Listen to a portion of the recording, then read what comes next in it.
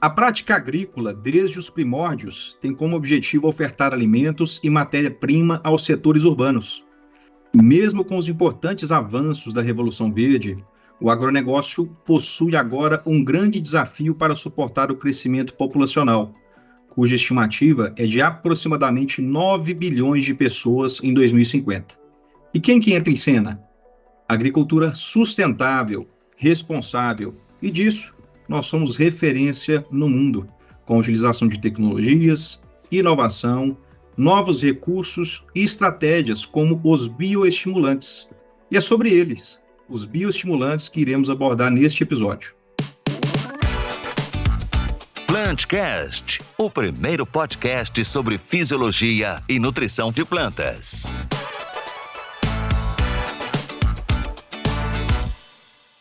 Seja bem-vindo, bem-vinda ao episódio de número 108 do PlantCast, idealizado e apresentado pela ICL América do Sul.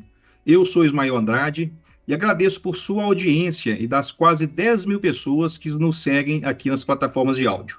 Para este episódio, convido Luciele Leolato, engenheira agrônoma, mestre e doutora, e atua como consultora de desenvolvimento de mercado, sediada em Catalão, no estado de Goiás, e faz parte do time ICL na diretoria leste. Bem-vinda, Luciele. Olá, Ismael. Olá a todos os nossos ouvintes. É uma satisfação estar participando desse episódio do PlantCast. Um convidado tão especial e que vai trazer um tema tão relevante que gera tantas dúvidas no campo. Tem razão, Luciele. Muito bom. Convido também Luiz Almeida, engenheiro agrônomo, mestre, doutor e atua como consultor de desenvolvimento de mercado sediado em Balsas, no estado do Maranhão, e faz parte também do time ICL na diretoria Cerrados Leste. Bem-vindo, Luiz. Olá, Ismael. Olá, Luciele. Olá, nossos ouvintes. É uma satisfação imensa para mim estar aqui hoje para discutir um tema tão importante, que são os bioestimulantes, os quais têm contribuído de maneira significativa para que a gente possa alcançar produtividades mais elevadas, sobretudo em condições desafiadoras. Maravilha, maravilha, Luiz. E para trazer sua expertise e nutrir nossa comunidade, recebo o nosso convidado especial deste episódio, William Rodrigues Macedo, graduado em agronomia pela Universidade de Santa Catarina, especialista em ciência e tecnologia de sementes pela Universidade Federal de Pelotas, mestre em agricultura tropical e subtropical pelo Instituto Agronômico de Campinas, doutor em fisiologia e bioquímica de plantas pela Exalc-USP e atualmente é professor na área de fisiologia e metabolismo de produção vegetal na Universidade Federal de Viçosa, campus Rio Paranaíba, no estado de Minas Gerais. Professor William, muito obrigado pela presença e seja bem-vindo ao PlantCast. Olá, Ismael. Olá, Luciele. Olá, Luiz. Dá um oi também aos ouvintes, do podcast, do PlantCast da ICL. E para mim é um prazer, compartilhar com vocês esse momento. Será um periodinho aí que a gente vai discutir bastante sobre bioestimulantes na agricultura. Muito bom, nós que agradecemos, professor. E fala para nós, o que são bioestimulantes e quais compostos que nós podemos classificar como bioestimulantes, professor? Bom, Ismael, esse já é um primeiro cenário de discussão da conceituação dos bioestimulantes, O que a gente tem hoje no Brasil e no mundo que fala sobre bioestimulantes? No mundo, eu gosto muito de citar um pesquisador belga, chama Patrick Dujardin, e ele fala que existem 6 principais grupos de bioestimulantes. Nesses grupos de bioestimulantes que ele classifica, ele dá uma ênfase especial para ácidos úmicos e fúvicos, sendo um grupo 1. Um grupo 2 são um grupo de proteínas hidrolisadas ou compostos que contêm o nitrogênio. Aí a gente pode elencar a questão dos aminoácidos, que está bem no auge hoje na agricultura. Ele também comenta sobre um grupo 3, que seria relacionado aos extratos de algas marinhas ou até extratos botânicos. Um grupo 4, ele convencionou chamar de polissacarídeos a partir de quitosanas, ou até biopolímeros, que é uma nova tecnologia que está surgindo também com força no cenário agrícola. Um quinto grupo comenta sobre compostos inorgânicos.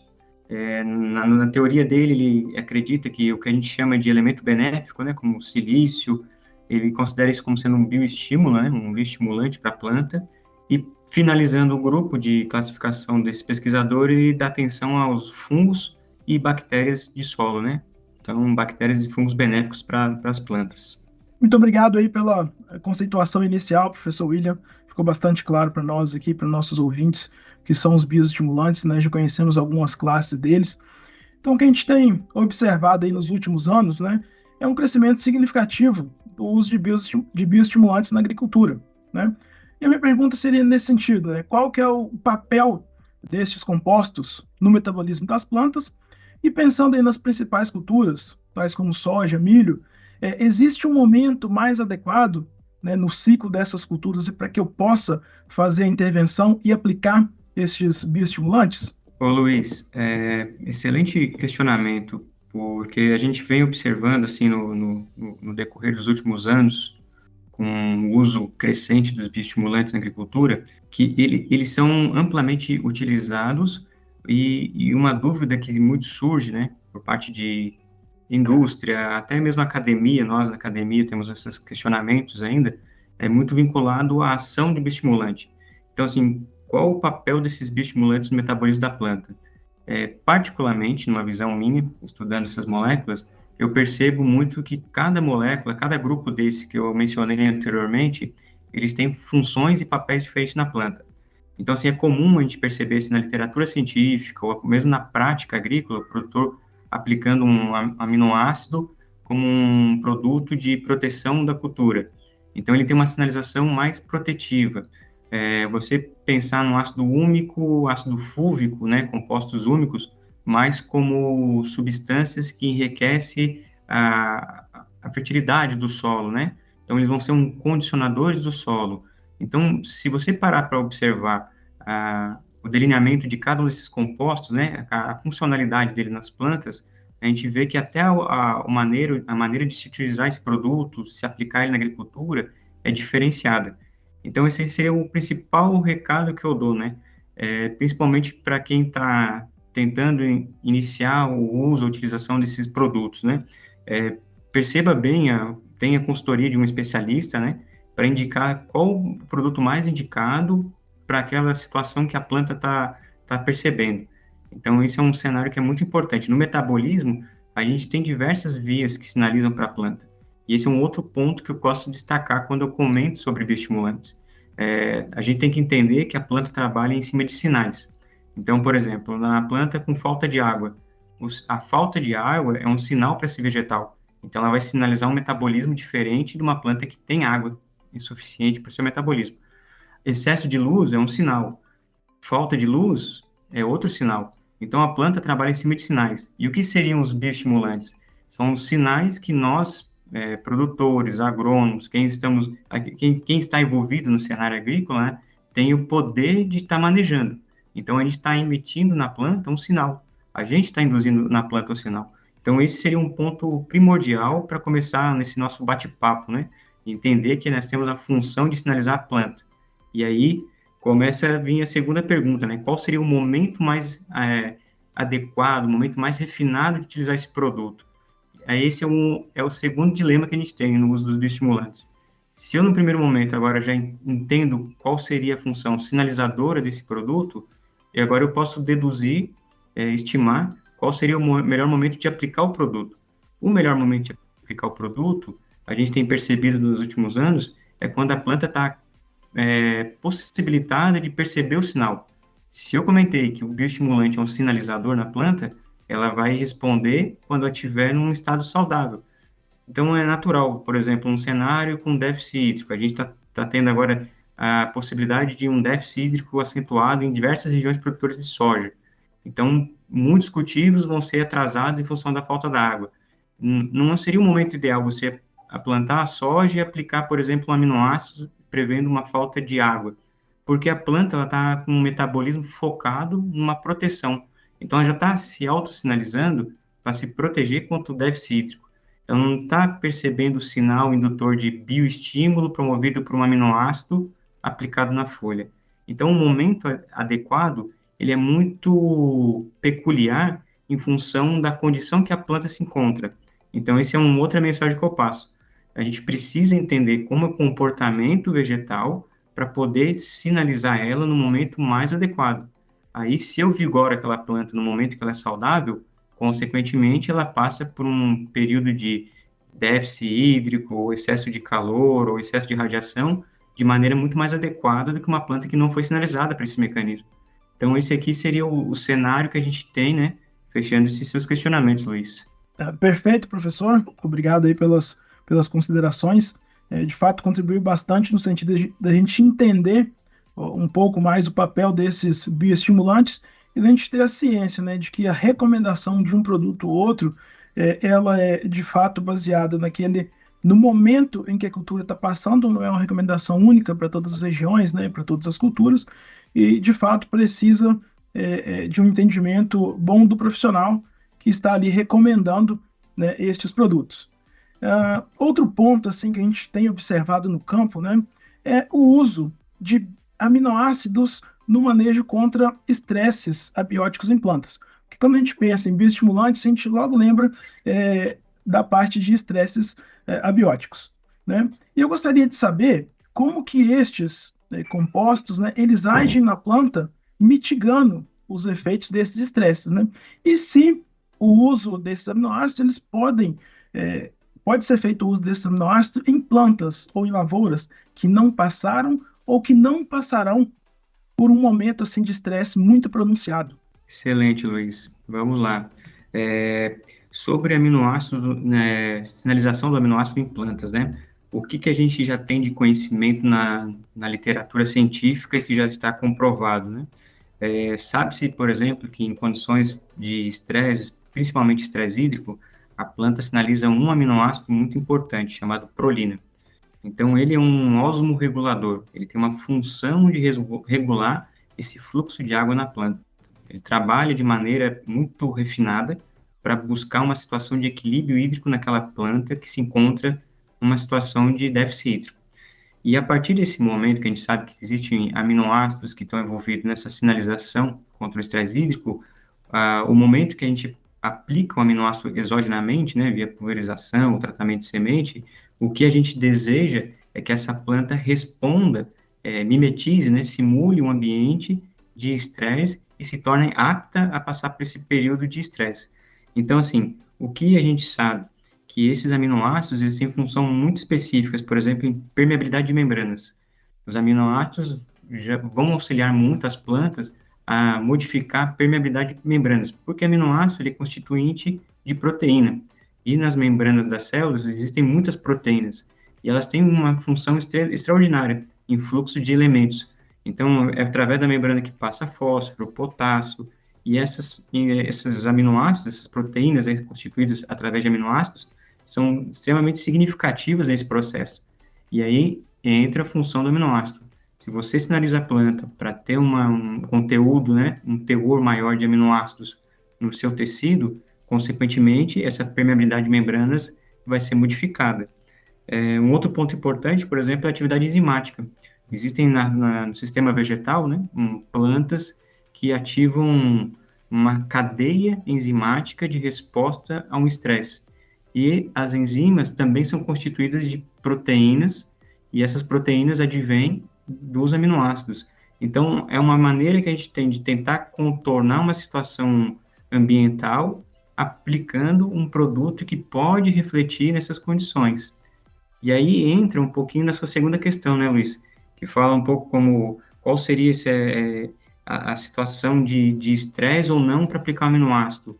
Aí volto a frisar aquela primeira pergunta que foi feita, né? É muito mais garantido a gente ter uma resposta da planta, numa planta de soja, por exemplo, no momento que ela não está sob estresse, porque ela consegue perceber esse aminoácido, sinaliza a resposta em cima dessa aplicação, e em virtude desse uso desse produto, ela tem uma resposta de melhor desenvolvimento, melhor crescimento de raízes, expansão foliar. E isso tudo é um reflexo de uma condição da planta sadia.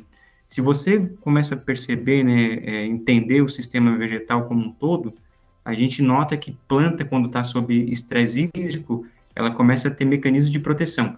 E um mecanismo de proteção muito comum que a gente vê nas plantas, por exemplo, é a formação de maior serosidade na folha, que é um mecanismo de evitar perdas de água. Então, quando você vai aplicar, por exemplo, um aminoácido numa soja que está sob uma condição de déficit hídrico, você percebe que a folha está até um pouco mais serosa, mais brilhosa, porque ela concentrou estruturas que vão repelir a entrada das substâncias que você está aplicando. Então, nem efetivamente o produto vai entrar na planta de maneira tão adequada se comparado com uma planta sadia. Então, em condições de estresse, a planta vai ter um comportamento muito mais vinculado à sua autodefesa e proteção do que no entendimento dela de absorver a molécula e tentar crescer nesse momento. Então, esse seria mais ou menos o cenário que eu construí, né, para tentar ilustrar aos ouvintes como seria esse comportamento em diferentes situações.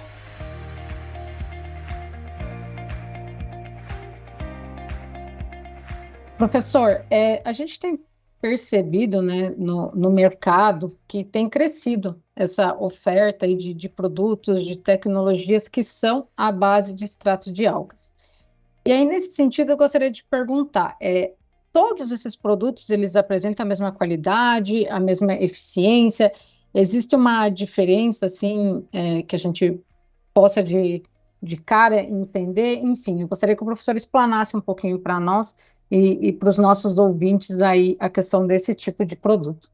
Não, Luciele, ok. Interessante a pergunta mesmo, né? Basicamente, o que a gente tem sobre extrato de alga no mercado são produtos à base de Ascophyllum nodosum, que é uma alga marrom, que ela é originária sempre de locais mais amenos, né? Temperatura mais amena, mais gélida, mais fria. Então, você tem grandes produtores desses extratos de alga no norte do Canadá, França, Inglaterra. Então, geralmente, grandes produtores têm extração desses materiais nessas regiões de águas mais frias. E o que o extrato de alga contém? Por ele ser uma espécie que vive em condições de clima muito frio, ela mesmo produz esses compostos de proteção dela mesma, né? Então, o ambiente não é muito favorável, um ambiente inóspito, e ela vai conseguir conservar na sua estrutura mecanismos de proteção. E aí se descobriu que se fizer um extrato dessas plantas, né, e elas são ricas em muitos componentes, isso se torna benéfico para o uso em plantas de interesse agronômico. E aí está a diferença, né? Então você pergunta assim, existem diferenças entre os produtos do mercado? Existem.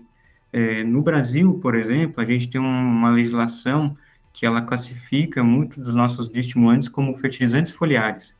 Então, você tem produtos à base de extrato de alga que contém fósforo, outros vão ter nitrogênio, alguns vão ter micronutrientes, e aí essa dinâmica já muda completamente todo o sistema de uso do produto, e inclusive a concentração de extrato de alga, né? Então, alguns produtos são mais concentrados, outros são mais diluídos, e aí você vê no mercado um cenário que está cada vez mais abrangente. Então, já ouvi relatos de usar, além da alga marrom, né, Ascophyllum nodosum, algas vermelhas, tem possibilidade de usar algas verdes, né, na agricultura. Então, é muito recorrente, né, é muito comum a gente ver na literatura, no uso comum, até produtos fora do país, que têm outras origens de alga. E dependendo da condição que essa alga foi cultivada, logicamente muda o extrato que está sendo retirado dela, né?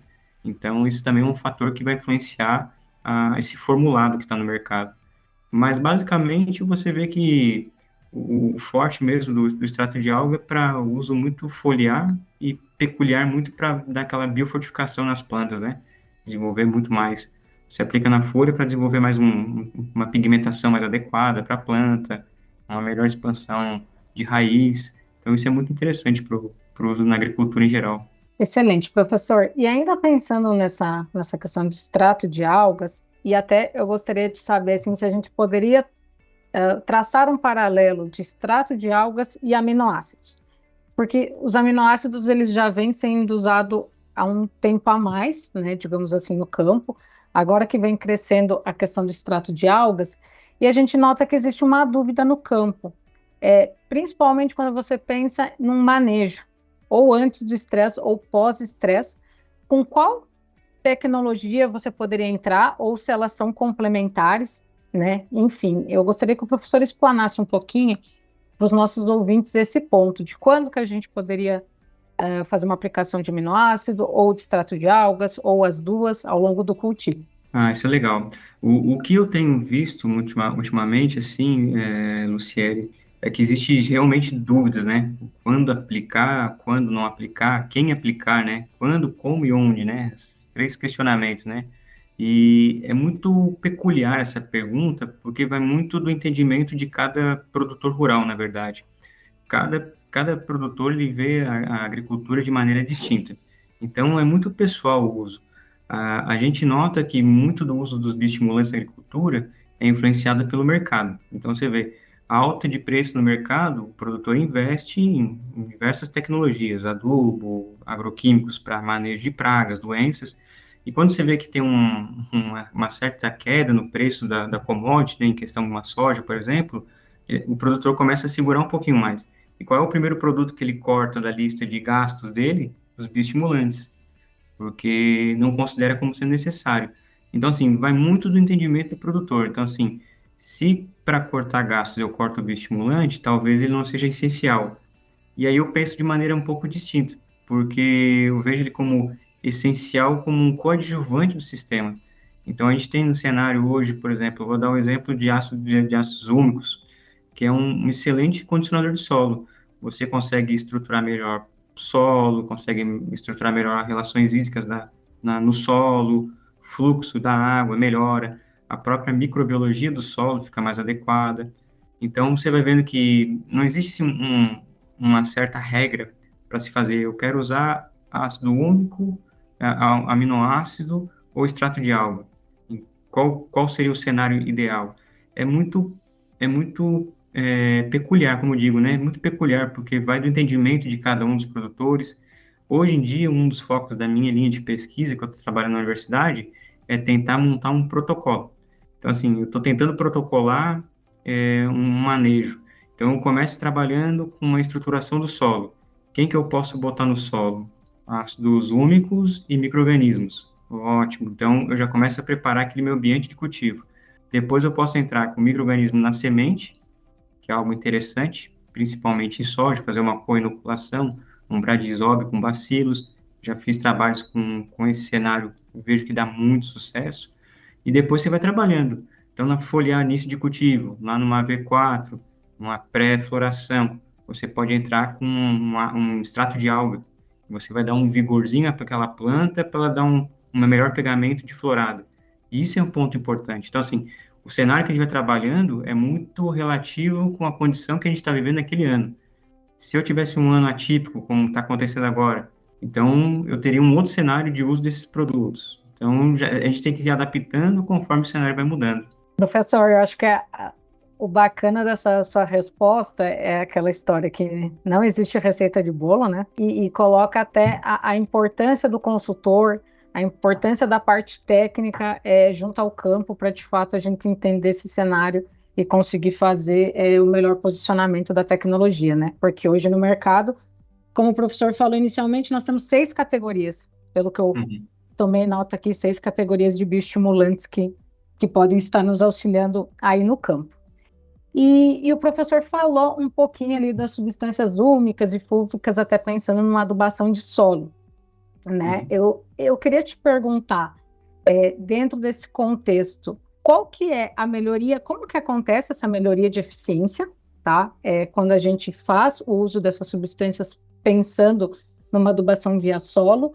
E também, professor, perguntar qual que é a sua visão quando elas são usadas em TS e em foliar, porque a gente já tem algumas pesquisas, alguns produtos que trazem o uso de substâncias úmicas e fúlvicas para mais um contexto de aplicações foliares. O professor poderia nos explicar um pouquinho no solo e na planta, qual que é a sua visão sobre isso? Explico, claro. O que eu vejo, Luciene, ácido úmico, ele é uma estrutura muito complexa. Aí, o que a gente pode pensar nesse cenário? Que você vai ter uma molécula muito grandona, ela é uma estrutura muito grande, ela serve como um grande quelatizador. Então, dentro dessa estrutura grande, você consegue incorporar um cenário que tem açúcar, você vai ter muito ácidos orgânicos. Então, é uma estrutura complexa que dificilmente, por si só, ela consegue ser absorvida via foliar, porque a estrutura não entra na folha, ela é muito desproporcional. O ácido fúlvico, ele tem uma estrutura um pouquinho menor. e ele já tem uma eficiência um pouquinho mais refinada, mais condizente com uma aplicação foliar. Então, quando você trabalha com substâncias úmicas, você tem um conjunto de tudo. Então, na verdade, esses ácidos úmicos eles são conhecidos como grandes quilatizadores, eles conseguem aprisionar. Então, você consegue aprisionar nele elementos inorgânicos, eles vão servir como fonte de carbono para a respiração de micro-organismos do solo, então ele auxilia até na atividade biológica daquele solo. Então, assim, entre o uso foliar e um uso via suco de solo, eu recomendaria um ácido úmico para suco de solo ou área total. Então, seria algo mais ou menos nesse sentido, né? E com relação também, assim, a eficiência dele, né, nessa questão de melhoria, já é conhecido também que ele ajuda muito nessa questão de relações hídricas, né? Então, você fica com um solo como se fosse uma matéria orgânica introduzida naquele ambiente, e essa matéria orgânica melhora muito o fluxo de água também, né, no sistema radicular. Então, isso é um ponto bem importante. Aí, entre as questões, né, então, assim, é preferível trabalhar com um condicionador do solo aplicado diretamente no solo do que aplicado diretamente na folha da planta. Eu acho que eu vou ter respostas mais garantidas e mais eficientes via solo, eventualmente via semente.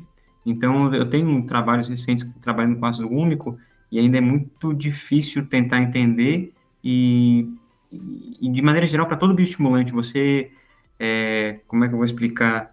Responsabilizar, né, dar todo o impacto de importância para um único composto. Por isso que eu falo, é interessante trabalhar com todos. Você não deveria trabalhar especificamente com um, porque cada um é específico para uma determinada região da planta, para determinado sinal.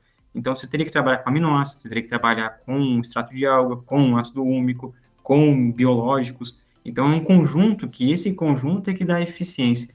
Então, você não pode só credibilizar um tipo de bioestimulante para dar uma resposta para a planta e isso vai aumentar ganhos de 3, 4 sacos por hectare. Então, não é somente um produto que vai fazer toda essa diferença, mas sim todo o contexto, manejo integrado. Isso sim é mais impactante.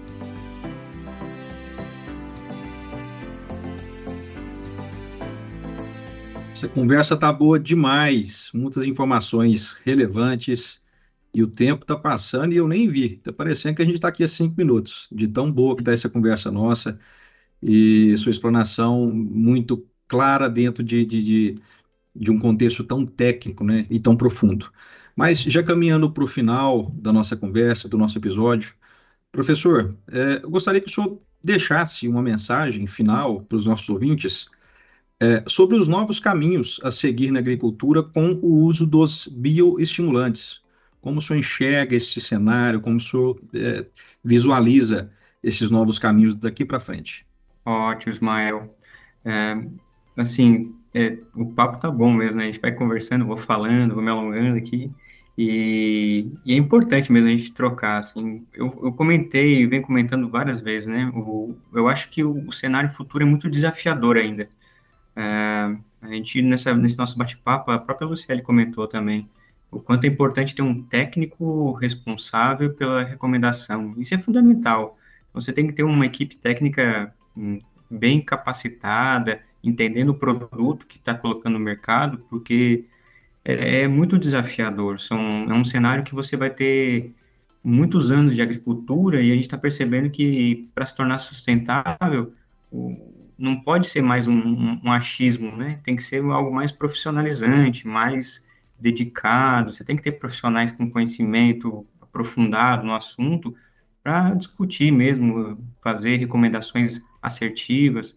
Então, assim, nesse cenário desafiador, o que mais eu vejo, assim, que é importante é a gente perceber o quanto isso vai mudar a longo prazo. Dentro desse protocolo que eu estou tentando simular de alguma forma, eu vejo que a gente tem que trabalhar ano após ano na lavoura e mexendo com todo um sistema agrícola, né? Então, isso envolve até questões culturais, né? Então, você tem que inserir a cultura de que é importante trabalhar com bioestimulantes, mas isso ele não é algo supérfluo, não é algo que vai ser utilizado em um ano e o reflexo de resposta, de resultado positivo na lavoura, vai durar por 5, 6. Você tem que ficar avaliando o uso contínuo desses produtos. Isso é um desafio grande que a gente tem daqui para frente, né? E é inevitável, é um cenário que não tem como voltar atrás. O uso de bioestimulantes hoje ele pode ser considerado supérfluo, mas daqui a algum tempo ele vai ser essencial para a lavoura. Então, você pode reduzir, por exemplo, o uso de fertilizante, fósforo, que vem de fontes não renováveis, por uso de talvez de micro-organismos que solubilizem o fósforo, né, do solo. E isso vai depender de um ambiente de solo mais enriquecido, mais nutritivo, mais adequado para aquele micro-organismo. Então, o cenário hoje muda, né? O produtor rural ele não só cultiva a planta, ele tem que cultivar o solo, a planta e o ambiente que tudo se encontra. Então, esse vai ser o grande desafio para deixar a agricultura sustentável por mais tempo. E como eu vejo os bioestimulantes, eu vejo que existe uma interação muito grande com tecnologias, né? Então, a gente vê atualmente a agricultura altamente tecnológica, né? A gente vê daqui a alguns anos o sistema todo mecanizado, utilização de drones já está entrando em constância na agricultura. Então, você tem que começar a pensar como vai ser a aplicação de um bioestimulante, como a Luciele falou ali, né? Um aminoácido, um extrato de alga via drone. Qual seria o momento adequado?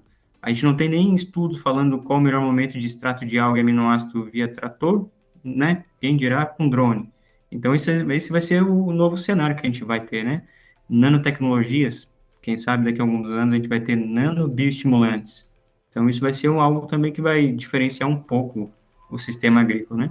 Mas a gente percebe que, na verdade, é muito otimista, porque tudo em busca de maior sustentabilidade e rendimento das lavouras, né? E isso acho que é um ponto importante que a gente vai ter os nossos desafios, né? Meu e de vocês, né? Nossos colegas agrônomos aí e produtores rurais que vão estar envolvidos, né? Nesse cenário de mudança. Muito bom, professor, muito bom de escutar. E o nosso desafio é grande enquanto profissionais, nosso desafio é grande enquanto Brasil, e o cenário é muito positivo. A gente tem que olhar realmente para frente e saber que ano a ano nós estamos construindo uma agricultura, um agronegócio mais forte, mais tecnológico, com mais inovação e com mais conhecimento, né? E falando em conhecimento, professor, te agradeço muito, tá? Por compartilhar os seus conhecimentos. Eu acho que faz todo sentido com com essa sua mensagem final, né, de compartilhar conhecimentos.